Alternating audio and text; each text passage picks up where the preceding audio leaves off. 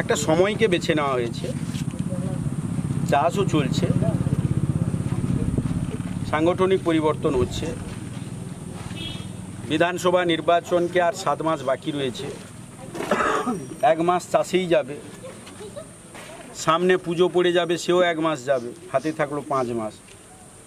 তাই মাননীয় মুখ্যমন্ত্রী মমতা বন্দ্যোপাধ্যায়ের নির্দিষ্ট একটি যে কর্মসূচি, যে কোনো এলাকারই মানুষ চাইবেন যে ভূমিপুত্রই হোক, বহিরাগতদের দ্বারা এলাকার ডেভেলপমেন্ট কিংবা নানান সমস্যার সাথী কখনোই হবেন না।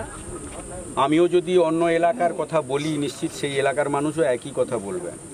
এটা একটা স্বাভাবিক, মানুষ চাইবে কাছের মানুষ, এলাকার মানুষ ভূমিপুত্র হিসেবে আসুক, সময়ে অসময়ে সুখে দুঃখে কাছে পাওয়া যাবে। এটা তো একটা কমন ডিমান্ড।